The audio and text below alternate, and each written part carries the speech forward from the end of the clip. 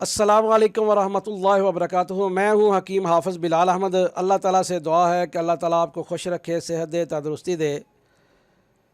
دیکھیں ناظرین، گیس کے متعلق بہت سارے مرد و خواتین نے پوچھا ہے، بعض کو ہم نے میسیج پر بھی بتا دیا ہے، لیکن آج ہم گیس کے متعلق آپ سے اپنے معمولات، مشاہدات اور تجربات شیئر کرنے لگے ہیں۔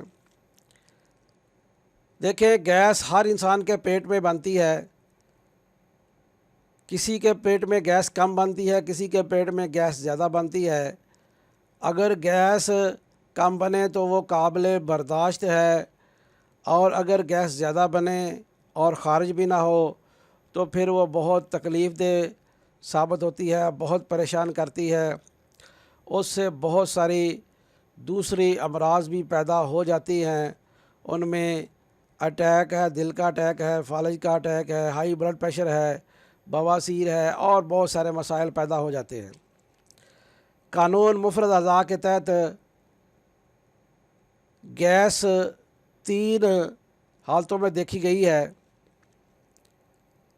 یہ اللہ تبارک و تعالیٰ نے صابر ملتانی رحمۃ اللہ علیہ کو طاقت دی، قوت دی کہ انہوں نے وضاحت سے ہر مرض کے متعلق ہمیں تعلیم دی، اور آج لوگ ان کی تعلیم سے، ان کے بتائے ہوئے طریقے سے فائدہ حاصل کر رہے ہیں، اور لا علاج امراض کا علاج کیا جا رہا ہے۔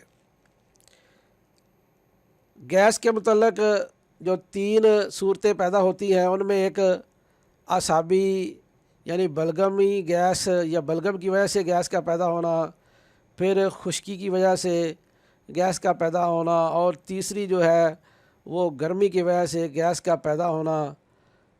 یہ تینوں صورتیں تجربات میں ہم نے دیکھی ہیں، اور تینوں صورتوں کا ہی علاج کیا ہے۔ اگر آپ ہر گیس کو ایک ہی پھکی دیں گے تو پھر وہ فائدہ نہیں ہوگا۔ جس کا نسخہ اس مزاج کے مطابق ہوگا وہ اس کو تو فائدہ ہو جائے گا، اور باقی جو صورتیں ہیں وہ فائدے کی بجائے الٹا نقصان ہوگا، اور پھر لوگ جو ہے طب سے اور حکمت سے فرار ہو رہے ہیں، راہ فرار اختیار کر لیتے ہیں، اور پھر ڈاکٹروں کے پاس جاتے ہیں یا تعویذ گنڈوں کے پاس جاتے ہیں، وہ بھی فائدہ نہیں ہوتا۔ اس لیے جس بھی مرض کا آپ علاج کر رہے ہیں یا علاج کرنا چاہتے ہیں یا کروانا چاہتے ہیں، تو کسی ایسے طبیب کا آپ دیکھیں کہ وہ اس قابل بھی ہے کہ وہ علاج کر سکتا ہے یا نہیں کر سکتا۔ اور پھر اگر آپ اپنا علاج خود گھر پر کرنا چاہتے ہیں تو ان علامات کو جو ہم بتا رہے ہیں ان کو غور سے دیکھیں، غور سے سنیں، غور سے سمجھیں، اور بار بار سنیں، بار بار سمجھیں، تاکہ آپ صحیح طور پر تشخیص کر سکیں اور اپنا علاج کر سکیں۔ تو پہلی ویڈیو جو ہے یہ اعصابی گیس یعنی بلغم کی وجہ سے گیس کا پیدا ہونا کے متعلق ہم بنا رہے ہیں، اور دوسری ویڈیو عضلاتی یا خشکی کی وجہ سے گیس کا پیدا ہونا، اور پھر تیسری ویڈیو گرمی کی وجہ سے گیس کا پیدا ہونا، یہ ہم بنائیں گے۔ تو دوستو، یہ اعصابی گیس میں سب سے پہلے منہ کا ذائقہ جو ہے یہ پھیکا ہو جاتا ہے۔ بعض مریضوں کا ذائقہ جو ہے وہ میٹھا بھی محسوس ہوتا ہے۔ پیشاب جو ہے بالکل سفیدی مائل آتا ہے اور زیادہ آتا ہے، بار بار آتا ہے، اور پھر بلڈ پریشر جو ہے انسان کا وہ انتہائی کم ہو جاتا ہے۔ تھکن بہت زیادہ محسوس ہوتی ہے، سارا جسم جو ہے وہ تھکاوٹ میں اور کھچاوٹ میں محسوس ہوتا ہے، سر درد بھی رہتی ہے، بلڈ پریشر کم ہو جاتا ہے، کمر میں کھچاؤ ہو جاتا ہے، نیند جو ہے بہت زیادہ آتی ہے، انسان کو ہر وقت جو ہے وہ آرام کی پڑی رہتی ہے، اور وہ آرام میں سکون محسوس کرتا ہے۔ گیس بنتی ہے اور خارج بھی ہوتی رہتی ہے۔ انسان کا سانس جو ہے وہ بھی پھولنا شروع ہو جاتا ہے۔ گیس بنتی ہے اور رک بھی جاتی ہے اور خارج بھی ہوتی رہتی ہے، لیکن اگر کوئی بھاری کام کریں، کوئی وزنی چیز اٹھائیں یا اچھلے کودیں تو پھر گیس مسلسل خارج ہونا شروع ہو جاتی ہے۔ یعنی کہ جسم میں حرارت کی بالکل جو ہے وہ کمی ہو جاتی ہے اور انسان کا سارا بدن سارا جسم جو ہے وہ مسلسل ٹھنڈا رہتا ہے۔ اگر کسی میں ایسی صورتحال ہو تو اسے چاہیے کہ وہ سب ٹھنڈی چیزیں اور میٹھی چیزیں مکمل طور پر بند کر دے۔ ان میں بھنڈی توری ہے، اروی ہے، دال ماش ہے، کدو ہیں، ٹینڈے ہیں، بیل والی توری ہے، اس کے علاوہ گاجر ہے، مولی ہے، شلگم ہے، میٹھی تمام چیزیں ہیں، میٹھے فروٹس ہیں، کیلا وغیرہ، یہ تمام چیزیں بند کر دیں۔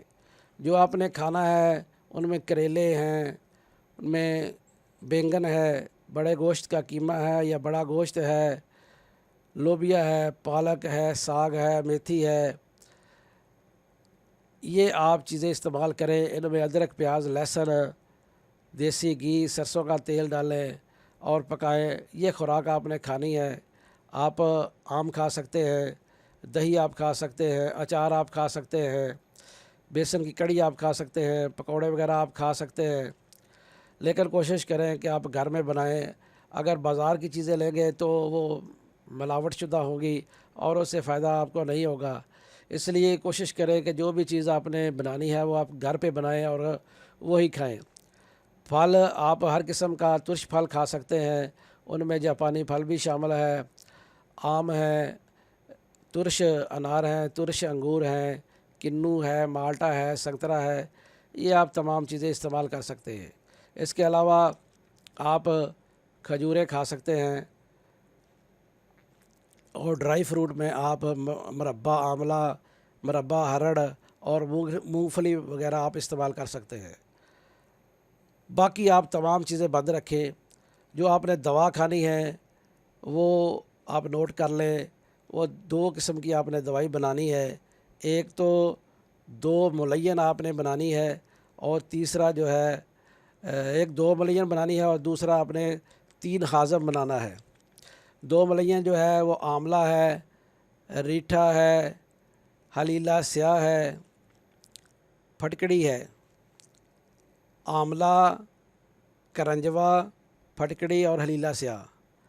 آملہ، کرنجوا، پھٹکڑی اور ہلیلہ سیاہ، یہ آپ نے برابر وزن لے لینی ہے اور ہلیلہ سیاہ کو پہلے بریاں کر لیں اور پھر کوٹ کر یکجان کر لیں۔ یہ 500 ملی گرام والا کیپسول بھر لیں، صبح دوپہر شام آپ استعمال کریں۔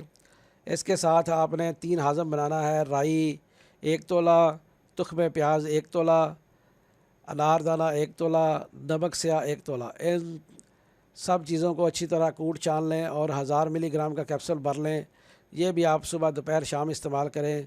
انشاءاللہ ان دونوں نسخوں کو اگر آپ استعمال کریں گے تو گیس بالکل بند ہو جائے گی، بلڈ پریشر جو کم ہوتا ہے وہ بھی ٹھیک ہو جائے گا اور جو آپ کو کمزوری ہے وہ بھی ٹھیک ہو جائے گی۔ اگر کوئی چیز سمجھ نہ آئے تو آپ پوچھ سکتے ہیں۔ مجھے اور میرے اساتذہ کو اپنی دعا میں ضرور یاد رکھیں۔ السلام علیکم ورحمۃ اللہ وبرکاتہ۔